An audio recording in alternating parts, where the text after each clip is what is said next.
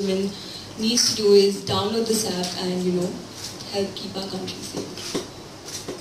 Thank you, Gail. Thank you. Mandira's few words from your end too. First up, I'd like to say, Tanya, Femina has been this lifestyle and go-to guide for me right from when I've been 14 or 15 years old, when my mom used to subscribe to Femina, and now I do. And so it's very apt that a magazine like this that is not just a glamour magazine, it just covers everything, covers so many age groups. It has taken the onus of coming to our rescue with the Femina to Your Rescue app.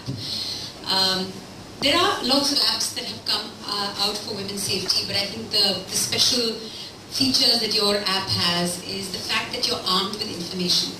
A lot of apps don't have that kind of information. The articles that you cover in your magazine will be available to you in terms of defense moves, in terms of rape laws, in terms of legalities, step by step, exactly.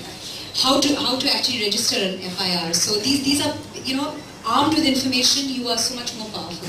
So that is one thing that I think is very special with your app, and the fact that there's that siren. Also the ease with which you can alert your contacts, because if you have to if you unlock your phone and get into the app, by the time you've gotten into the app, you wasted a lot of time.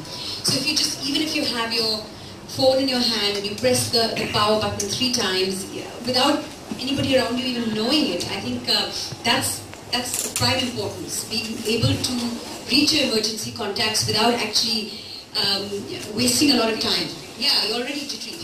The fact is you can press that button 3 times and get to your contacts and get to the police. So I think your app has some very special features, and I thank you and of course the Mumbai Police for coming up with this initiative and making us feel all the more safe. Thank you. Thank you very much. Thank you, Mandira. Thank you so much. Miss Asmita Tigrovkar, few words from your end, please.